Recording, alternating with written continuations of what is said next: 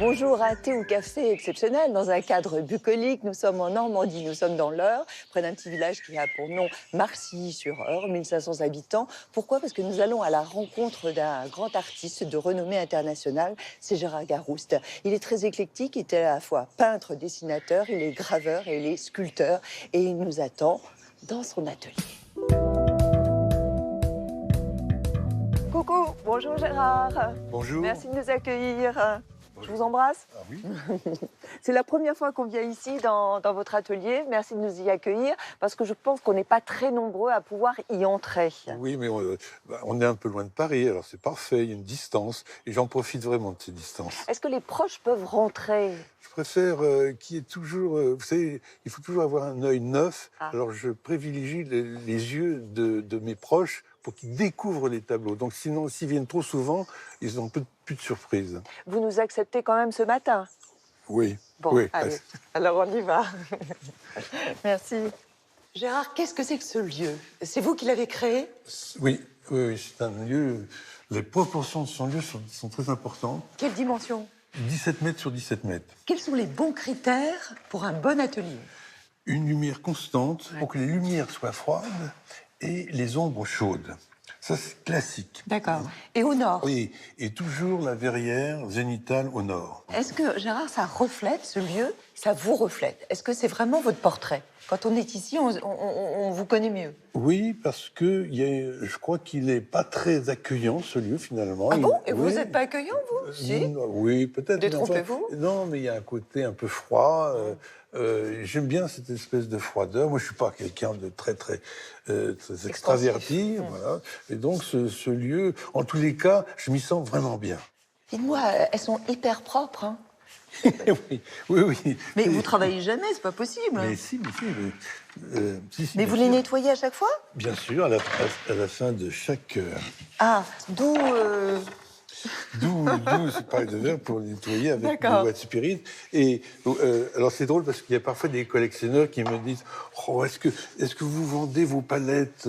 J'aime beaucoup les palettes, vous voyez, c'est très beau, le fond, j'adore ça. Je dis oui, mais ça, c'est le dos de ma palette, c'est pas ça ma palette. Ma palette, c'est ça. Nickel. Nickel.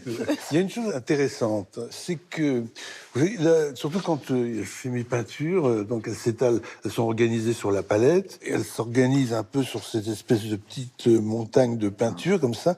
Tout ça est très chaotique. Et j'aime beaucoup l'idée que la peinture, là, on n'est pas dans la musique, on n'est pas dans la littérature, on est dans la matière, dans la peinture. Et j'aime beaucoup l'idée que la matière est chaotique et que tout d'un coup, sur la toile, elle s'organise. Et tout d'un coup, c'est pour ça que j'aime bien la peinture figurative, parce que tout d'un coup, elle prend du sens, ce chaos, cette matière inerte, prend tout d'un coup un esprit, une lecture à partir du moment où elle s'organise sur la toile. J'aime bien cette idée un peu symbolique. Alors, chaos, c'est vrai que vous avez quand même eu une enfance assez chaotique, avec un père qui était quand même un homme qui vous a pas rendu la vie facile. Oui. Vous dites même que vous étiez, vous, un enfant de salaud. Écoutez, mon père a fait une chose gravissime, c'est qu'il a spolié des biens juifs pendant la guerre. Et qu'en plus, il n'est jamais revenu en question sur l'attitude qu'il a eue. Donc, quand j'étais petit, il a voulu me faire complice, comme ça, de cet antisémitisme. Et quand j'ai commencé à réfléchir, vous savez, il y a deux attitudes. Où on prend le costume de la famille et on accepte la famille pour ce qu'elle est, tout ça, puis hop, on est antisémite comme tout le monde. Ou alors, on remet les choses en question. Mais alors, si on remet les choses en question, évidemment qu'on les remet entièrement en question. Et ça a été votre cas? Et ça a été mon cas, et j'ai été confronté à un sentiment profond d'injustice. Et j'ai l'impression même que toutes mes peintures, même celles que je fais aujourd'hui, tourne autour de ce grand sentiment d'injustice, quelque chose à réparer. Non pas que je me sente coupable de quoi que ce soit, parce que je ne peux pas être coupable d'une époque... Mais vous l'avez pardonné? J'essaie même pas de le juger. Je trouve que j'ai pas le droit de le juger. Mais ce qu'il a fait ne doit pas passer à la trappe. Surtout en ce moment. On est dans une période où l'extrême droite, oui, l'extrême droite est très présente, etc. Existe, évidemment. Alors, il y a des toiles, évidemment, des toiles qui sont pour certaines finies, il y en a d'autres qui sont en cours. Là, on est devant une toile qui est terminée. Elle a été terminée en 2016. Mais ce qu'il faut savoir, c'est que Gérard Garouste, en fait, prend des années, hein, c'est ça, avec plusieurs étapes avant de terminer une toile. Oui, en fait, je commence une série, un sujet. Par exemple, si vous prenez cette toile, c'était autour du Goethe, le Faust de Goethe. Et donc, je vais travailler sur ce thème de Goethe à travers toute une série de toiles. Ça peut faire une trentaine de toiles. Mais l'idée, c'est pas de faire un tableau, de le terminer, et puis après, je commence... Toutes les toiles sont commencées en même temps. Donc ça veut dire que pendant 2 ou 3 ans, il n'y a pas de toiles qui sortent de l'atelier, ou très peu, et à un moment donné, elles vont toutes sortir en même temps. J'attache beaucoup d'ailleurs d'importance au fait qu'une exposition fait que les tableaux ont un lien les uns entre les autres. Vous êtes allé aux Beaux-Arts, bien sûr, vous avez été élève des Beaux-Arts. Alors vous dites un truc incroyable, vous dites, moi les Beaux-Arts, mais ça m'a rien appris. Mais c'est de la provoque, ça. Ah, écoutez, malheureusement, j'aurais aimé qu'aux Beaux-Arts, ça soit comme une académie de peinture classique, ou comme le conservatoire de musique. Quand on rentre au conservatoire, on apprend la musique, on apprend le solfège, etc. On n'apprend pas à être génial. Quand j'étais aux Beaux-Arts, on considérait qu'on était des génies. Non, on n'apprend pas. Soit on est génial, soit on ne l'est pas. Mais à l'école, on apprend un métier. Et moi, je regrette qu'aux Beaux-Arts, personne n'a été foutu de m'apprendre un métier. Les maîtres étaient dans une aventure un peu abstraite, comme ça, sympathique, mais ça n'avait rien à voir avec un métier classique. Moi, je voulais apprendre un métier classique. Donc, j'ai appris à peindre dans les musées, en regardant les toiles de très près. Tintoret, Manet, Giorgio de Chirico, et voilà. Surtout que c'est une époque où il y a une grande remise en question avec des artistes contemporains comme Marcel Duchamp, qui est une aventure tout à fait moderne. Et là, je voulais refaire tabula rasa, table rase par rapport à cette période-là, et reprendre l'histoire de la peinture à zéro, ébauche, grand maître, Poussin, commencer mon aventure. La Renaissance. La Renaissance, enfin surtout de la peinture espagnole, quoi. Surtout la peinture française, même avec Poussin, et puis surtout la peinture espagnole. Ouais. Ici, il y a une ébauche, hein, c'est-à-dire vraiment, ça, c'est en cours de réalisation. C'est le portrait d'une femme. C'est le portrait d'une amie, oui, Gigi. Et comment, parce qu'on voit énormément évidemment de vous, on le sait, hein, parce que ça c'est une caractéristique de votre peinture, on voit des portraits souvent de vos proches, de vos amis, et puis des autoportraits également. Comment vous vous y prenez? Vous les faites poser d'une manière académique? Je leur ai tous demandé de tirer la langue. Et ils sont connus? Ils sont connus du grand public? Ils sont connus de moi en tous les cas. Là, moi je la reconnais. C'est Elisabeth. C'est Elisabeth, on la retrouvera tout à l'heure. Stéphane est un ami. Et le dernier? C'est vous. C'est mon serviteur. Votre serviteur. Est-ce que vous faites vos couleurs? Non, je l'ai fait à une époque parce que je voulais savoir vraiment ce qui est dans un tube. Je me dis, bon, c'est un tube. Moi, je peux pas... Je veux dire, si j'étais coureur automobile, je voudrais savoir ce que c'est. Je suis un mécanicien. Ce qu'il y a sous le capot. Ce qu'il y a sous le capot, c'est bon. Donc, qu'est-ce que c'est qu'un tube de couleurs? Comment c'est fait? Donc, j'ai voulu broyer mes couleurs et très rapidement, je me suis rendu compte que c'est le travail d'un chimiste. Mais aujourd'hui, c'est fini. Oui, aujourd'hui, c'est fini parce que, de toute façon, sur le marché, il existe des très bonnes couleurs, mais au moins, je sais ce que c'est qu'un tube de couleurs. Et alors, vous travaillez en plus essentiellement à l'huile. Oui, essentiellement. Ouais. Essentiellement. Et donc, ça prend du temps pour sécher, l'huile. Oui, mais vous savez, on peut. Il y a la gouache, il y a l'aquarelle, il y a l'acrylique. Simplement, l'huile, il faut les comparer ça à des instruments de musique. L'huile, c'est comme le violon, quoi. C'est fin, c'est subtil. Et l'acrylique, bon, bah, c'est bien, mais... C'est plus grossier. C'est des tam-tams, quoi. Mais les tam-tams, on peut faire des choses sublimes avec des tam-tams. Mais c'est pas le même instrument, quoi. On va faire un petit retour en arrière. Qui êtes-vous? Votre portrait par Alexandre Agarde. Il n'y a pas de génie sans un grain de folie, disait Aristote. Alors, quand vous invitez Gérard Garouste, vous n'êtes jamais à l'abri qu'il se cache sous la table. C'est pas très pratique. Mais c'est une courte performance, car chez Gérard Garouste, toutes les folies communient. Folie créatrice, folie des grandeurs et folie originelle. C'est l'histoire d'un peintre et d'un fou, d'un artiste mondialement connu et d'un homme bipolaire hanté par l'image d'un père violent et antisémite qui l'a détruit jusqu'à la folie. On me transmet une malédiction. On me transmet rien d'autre qu'une malédiction. Et pour conjurer, exulter, il choisit la peinture. Des portraits défigurés, des corps désarticulés, des fresques torturées, mi-bibliques, mi-autobiographiques, comme pour se désenvoûter du passé. Un travail déroutant, figuratif, presque fou qui s'expose à New York en 1983. Je savais que le travail que je faisais était assez déroutant, comme ça je me rendais compte que le public américain pouvait être intéressé par ce genre de peinture. Une peinture qui s'inspire de la mythologie, de la religion, des grands mythes fondateurs, mais aussi de la littérature. Car Garouste est le peintre des mots, l'homme qui ressuscite la Divine Comédie de Dante ou Don Quichotte de Cervantes, comme s'il interrogeait sans cesse sa propre identité. Ce qui est très présent dans mon univers, comme dans celui de chacun, c'est l'homme, sa pensée, son esprit. Intranquille, Garouste virevolte et multiplie les expériences. Peintre de décors à ses heures, on lui doit la mythique salle du Palace, des vitraux et même des décors de théâtre pour Jean-Michel Ribes. Se redéfinir soi-même pour imposer quelque chose, ça donne confiance. Comme de débuter au cinéma en jouant le mari de Catherine Deneuve ? Je ne me suis pas senti bon acteur. Je ne me sens pas non plus très bon peintre. Alors...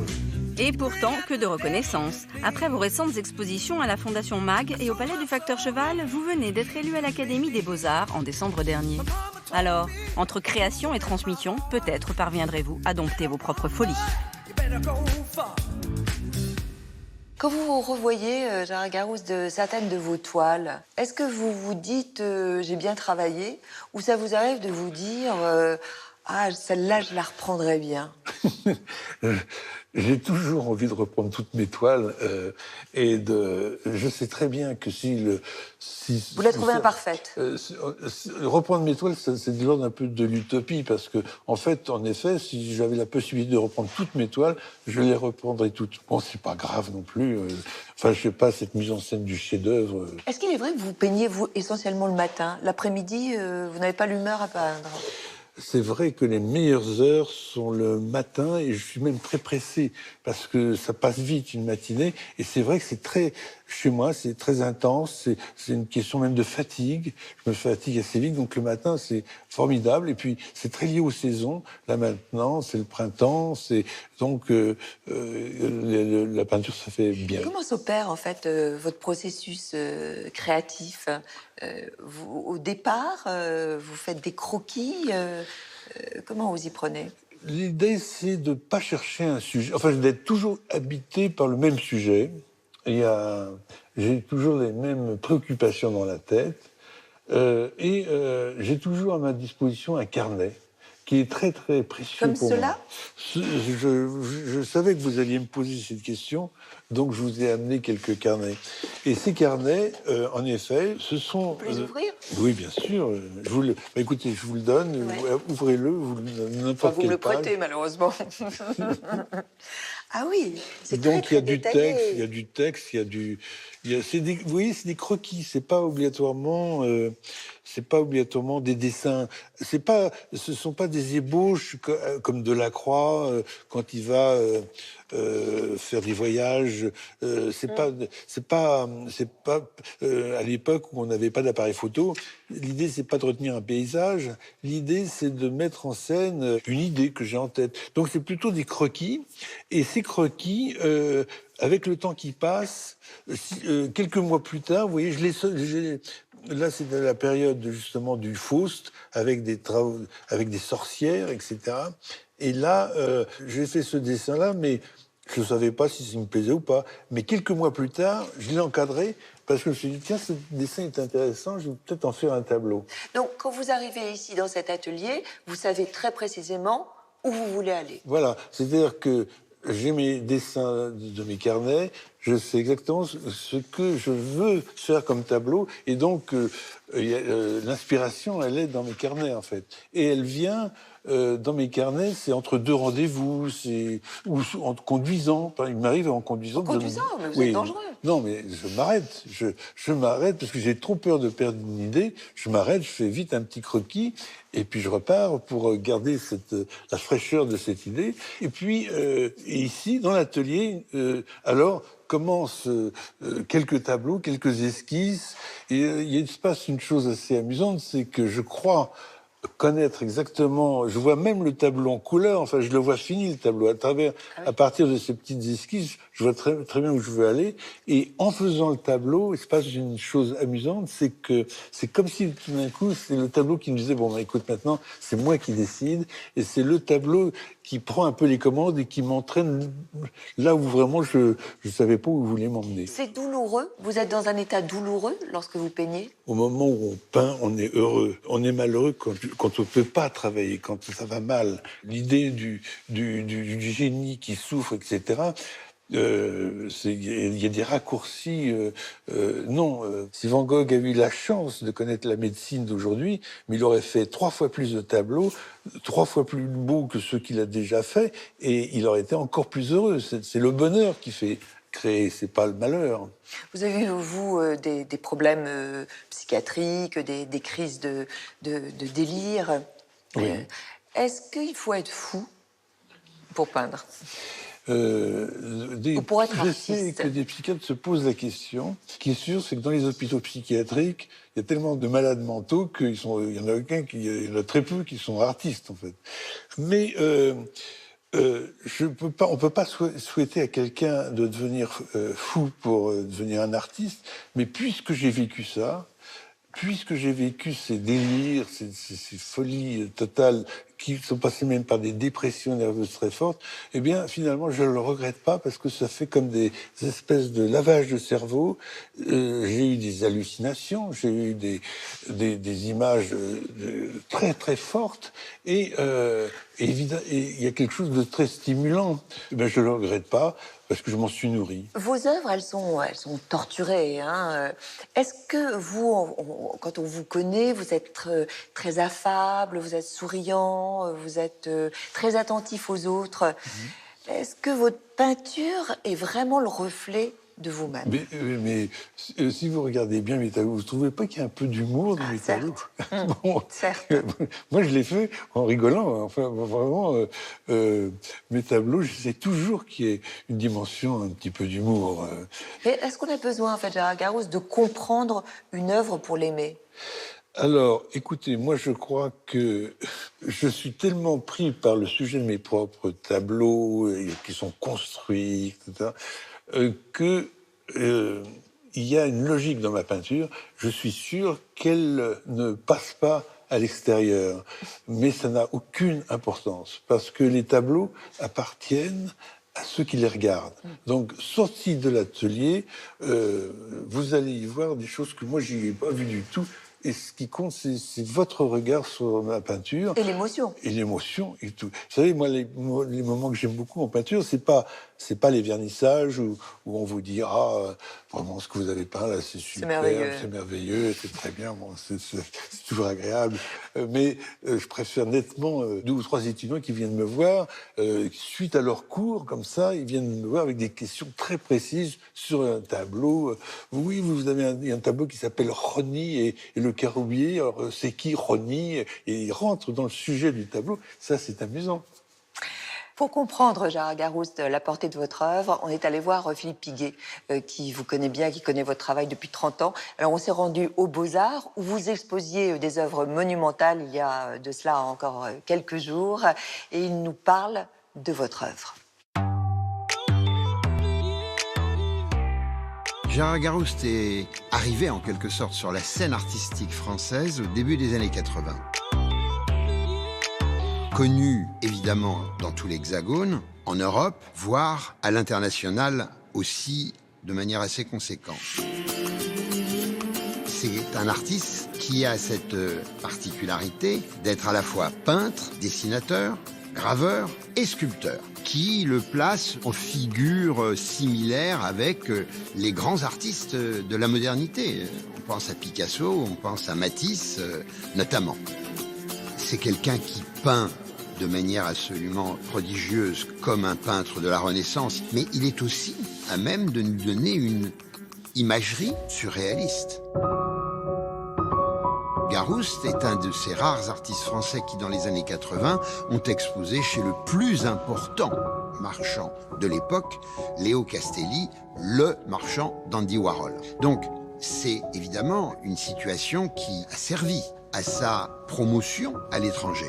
Mais on le sait, les artistes français ont du mal à se faire reconnaître à l'étranger.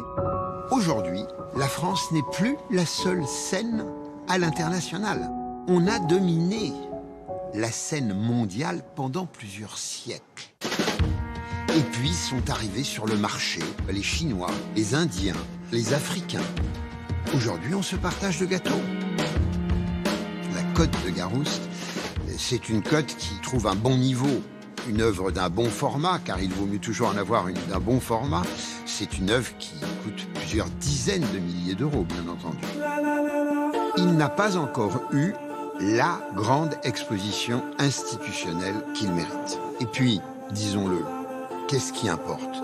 Ça n'est pas la reconnaissance puissante d'un moment. Ce qui importe, c'est de faire œuvre. Or, Gérard Garouste a fait et fait œuvre.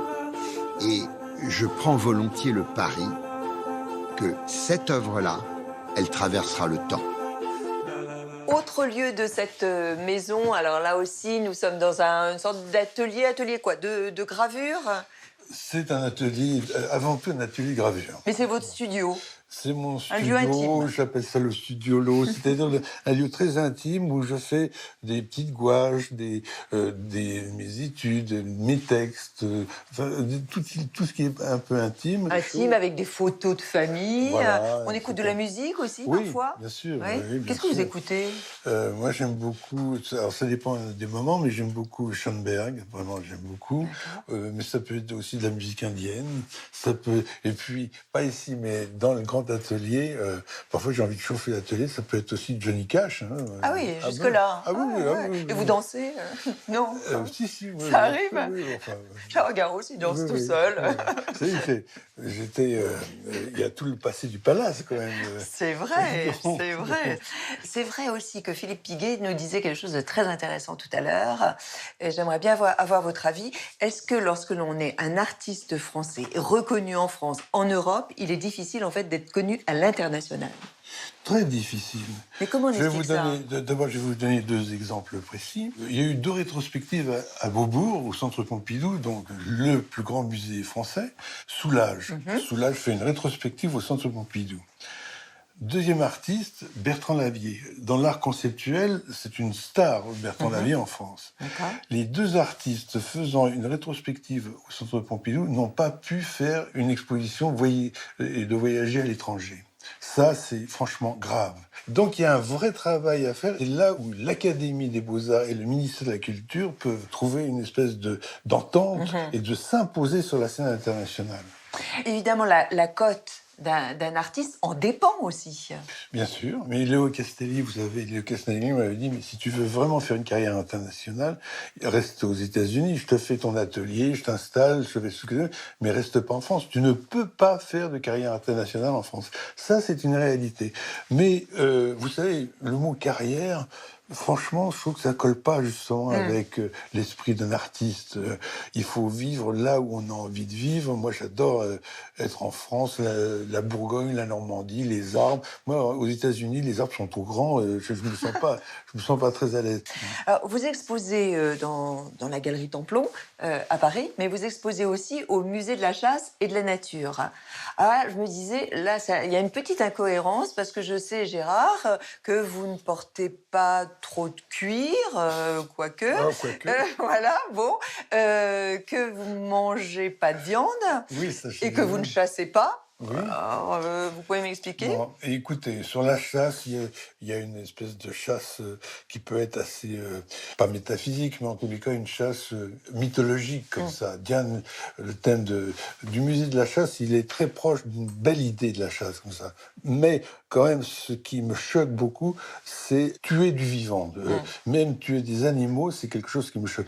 Et moi, ce qui me choque le plus, bien plus que la chasse, c'est les abattoirs, par exemple. Vraiment, je supporte pas ce qui se passe dans les abattoirs. Et alors, vous allez jusqu'à, on va le montrer à ceux qui nous regardent, vous allez jusqu'à avoir aujourd'hui, c'est ça, même des très beaux pinceaux, mais qui ne sont pas à poil animal. Voilà, donc enfin, j'essaie de m'y mettre. J'ai encore gardé mes anciens pinceaux en soie de porc, parce que les soies de porc, c'était vraiment, depuis, en tous les cas, le Moyen-Âge, c'est vraiment les plus beaux pinceaux, avec une dureté, un idéal. Mais aujourd'hui, en nylon, on fait des très beaux pinceaux et j'essaie de m'y adapter.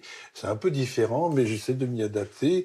Et c'est vrai que si ça peut épargner la vie de quelques porcs, pour un avenir un peu lointain, je suis partant.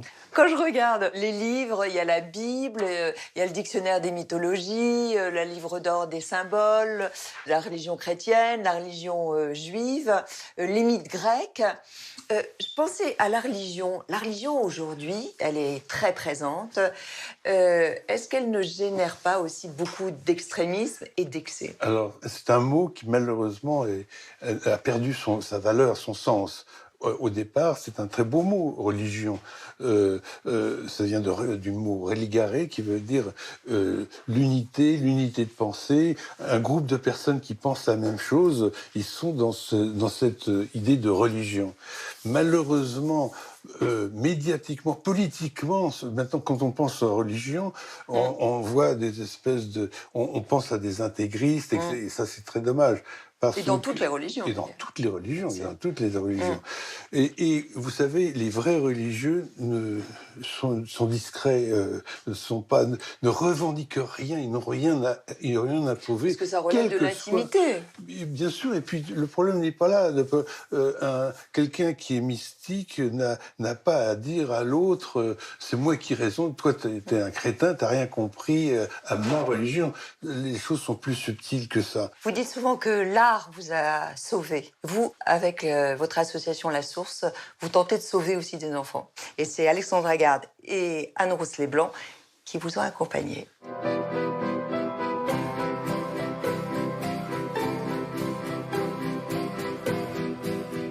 Bonjour.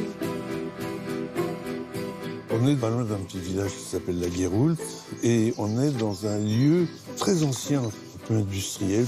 Et en 1994, nous nous sommes installés là. Le but, c'est de se servir de l'art pour que les enfants s'épanouissent, aient le sens de la liberté, de la responsabilité, désir, liberté, l'utopie. L'utopie fait partie de notre projet. Vous savez, on est dans une époque difficile et souvent les enfants pensent que c'est un peu foutu. Et nous, on est là pour dire, mais attends, mais la vie, c'est plein de choses inouïes. Il me semble que dans mon enfance, ce qui m'a sauvé, c'est l'utopie. Donc l'art est du côté de l'utopie et on peut vivre grâce à ça. Bonjour, fais un bisou. Salut toi. Comment tu t'appelles? Mathis. Ça va bien? Vous connaissiez Monsieur Garouste? Non. Oui. Qu'est-ce qu'il fait, Monsieur Garouste? Il fait de la peinture. Il y a beaucoup de couleurs. Il y en a un qui fait peur. Oui, c'est vrai. La mémoire des étoiles n'appartient ni aux dieux ni aux hommes. Elle est l'harmonie des quatre éléments. L'air, l'eau, le feu, la terre font la vie ou la mort. Alors ça, c'est toi qui l'as écrit, ce poème? Oui. Ben, c'est superbe. Tous les enfants sont partis d'une poésie qu'ils ont écrite en classe avec leur enseignante. Et l'objet, c'était de réaliser en terre des masques qui sont le reflet de leur poésie. T'avais jamais fait ça, non? Jamais. Donc là, je continue. Là, je reprends là où je m'étais arrêtée. Ça se passe très très bien entre les artistes et les enfants. Il y a une magie qui ne s'exprime pas spécialement par les mots, mais par des gestes. Vous avez vu comment je fais avec le pouce et les doigts? C'est ça, là. Un artiste, c'est un enfant qui a oublié de grandir, en fait. L'éducation nationale ne peut pas tout faire. Elle peut donner un enseignement. Nous, on essaie d'avoir une relation très privilégiée avec chaque enfant. On est complémentaires. Ça ne te gêne pas qu'il y ait... Tu vois, il y a des endroits où il y a des petits trous, là. Il faut peut-être les boucher. Tu ne préfères pas? Je ne me considère pas comme un enfant plus doué qu'un autre. Simplement, à un âge où les petits-enfants apprennent des additions et des multiplications, moi j'avais un blocage. Je me suis quand même retrouvé avec un bonnet d'âne sur la tête, avec ma dictée accrochée dans le dos, zéro, et tous les enfants qui tournaient autour de moi en se moquant de moi. Le bonnet d'âne, je l'ai vécu, le coup du bonnet d'âne. Il donne un grand coup là, tout le long. Voilà. Donc, par rapport à cette situation qui commençait très très mal, dessiner, ça a été une bouée de sauvetage. Tous les enfants écrivent un petite chose. Parfois, c'est très très drôle. J'aime la sauce, j'ai soif. Bon, ne pas effacer. Lui, il veut pas qu'on efface son truc. Au revoir. Le mot-clé dans toute cette histoire, c'est la transmission. On transmet notre connaissance et eux nous transmettent un petit peu leur enfance. On a besoin de leur enfance. Je suis ravie de vous rencontrer, Elisabeth Garouste. Moi aussi. Oui, ça me fait plaisir parce que ça fait longtemps que j'entends parler de vous. Vous êtes une grande designer, vous créez des meubles, vous êtes une architecte d'intérieur. Vous êtes connus tous les deux à l'âge de 17 ans, donc vous avez grandi artistiquement ensemble, sentimentalement aussi, bien sûr. Mais comment on cohabite quand on est deux créateurs sous le même toit, Elisabeth ? Écoutez, entre nous, ça se passe très bien. Ceci dit, je suis dans un domaine quand même vraiment différent, puisque mon travail est fonctionnel, même s'il est assez inventif, parce que je fais beaucoup de choses en édition limitée, en petites séries, etc. Mais c'est essentiellement fonctionnel. Donc, on est quand même dans deux chemins, enfin parallèles, mais pas exactement le même, quoi. Mais il y a une chose qui est amusante, c'est que on s'est connus. Moi, je sortais de pension. Et dans cette pension, l'initiation à l'art était très faible, alors qu'Elisabeth venait de l'école alsacienne avec une vraie formation artistique, contemporaine. L'art contemporain, elle connaissait. C'est vraiment Elisabeth qui me l'a fait découvrir. Elle était plus dans le bain que moi. Elisabeth, est-ce que vous avez un regard parfois critique sur le travail de Gérard ? Eh bien, je dois venir à l'atelier qu'à certains moments précis. Surtout pas par hasard, parce que Gérard pousse des hurlements, mais il m'appelle à certains moments quand il pense que le tableau peut être vu, mettons. Et alors, parfois, il a un peu peur, parce que si je viens et que je lui dis « Oh, mais c'est superbe », et en fait que lui n'a pas terminé, ça le bloque, ou le contraire, etc. Donc c'est lui qui m'appelle. Oui. Alors comment vous utilisez les mots, les adjectifs, vous les pesez, vous évitez sa susceptibilité? Oui, je suis quand même, prudente. Voilà. Oui, mais alors, moi je connais bien Elisabeth, bien sûr, et elle a des expressions qui ne trompent pas, enfin qui ne me trompent pas. Par exemple, quand elle regarde un tableau avec beaucoup de silence, et elle dit il est terminé là, ce tableau C'est mauvais signe. C'est mauvais signe. Qu'est-ce que vous aimez dans le travail de Gérard? Deux choses, c'est-à-dire que je trouve qu'il va vraiment au bout des choses, quitte à être assez critique et critiqué. Mais je veux dire, il ne fait pas de concession à la manière dont il veut travailler par rapport à ce qui se passe sur la scène internationale. C'est vraiment son but, voilà, je trouve qu'il a beaucoup de volonté dans ce sens-là. Et aussi, toute sa démarche parallèle, donc, qui est toute une démarche intellectuelle, qui me fascine et qui, en fait, nourrit son travail et sa peinture. Vous avez deux fils. Comment vous leur avez inculqué ce goût, cette passion, ce désir de curiosité aussi? Vous savez, on vivait au gré de... Enfin, évidemment, ils nous ont vu travailler pendant tout le temps. Donc, ils faisaient partie un peu, bien sûr, d'une ambiance. Et puis, on les a traînés, je peux dire, pas traînés, mais au début, c'était bien dans toutes les expositions. Chaque voyage, on allait voir tel musée, telle église. Et à un moment donné, ils en ont eu mais jusque-là. Et puis, ça a duré un certain temps. Et puis, voilà, ils ont repris parce que tous les deux sont quand même un petit peu dans la partie. L'un est dans le cinéma, l'autre fait des livres, prépare des expositions, etc. Gérard, vous dites souvent qu'Elisabeth, évidemment, a une place extrêmement importante et si l'art vous a aidé, Elisabeth vous a aussi sauvé. Oui, parce que vraiment, il y a une période très dure où j'ai fait cette série de dépressions nerveuses et de bouffées délirantes. Et les médecins le disent d'ailleurs, c'est s'il n'y a pas la famille, et la famille, en ce qui me concerne, il n'y avait que Élisabeth.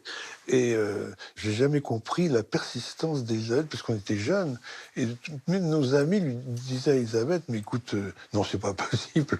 C'est par toi. Faut le quitter, parce que moi, je crois que j'étais irrécupérable. Et je ne comprends pas cet acharnement à croire que qu'on pouvait faire quelque chose. Donc, en effet, elle m'a énormément fait confiance, et je dois dire que j'en suis très, très surpris.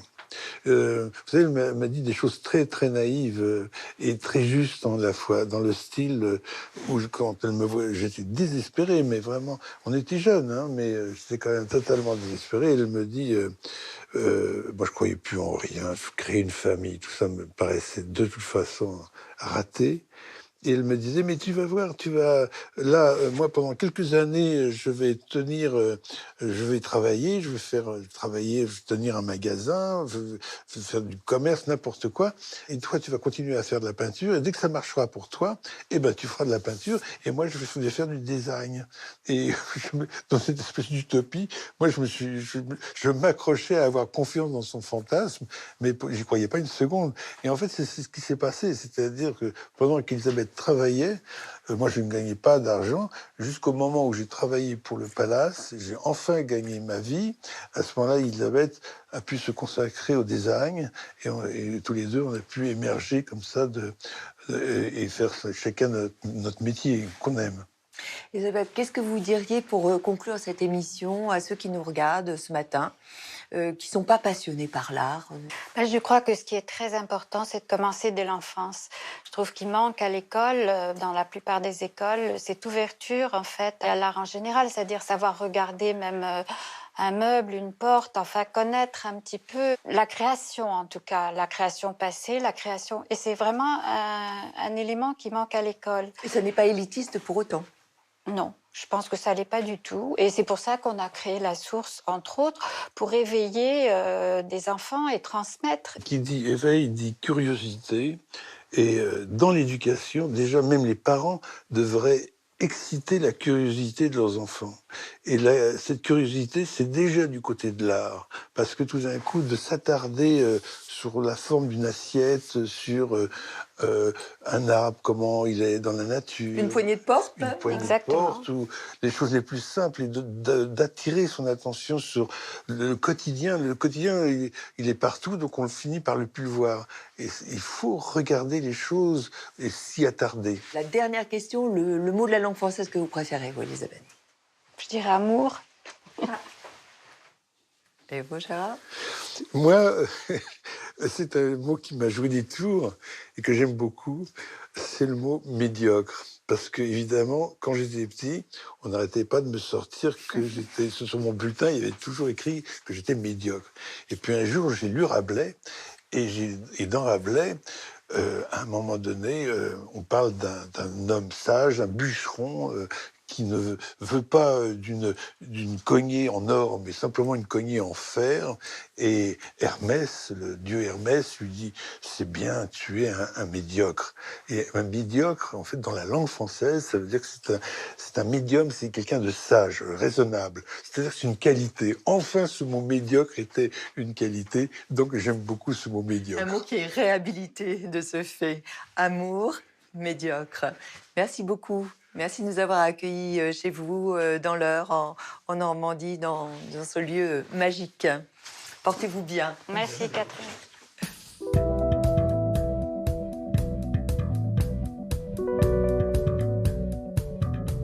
Bon, ici, c'est l'Arche de Noé, comme vous le voyez. On termine ce thé au café qui était en compagnie d'Elisabeth et de Gérard Garouste, le peintre.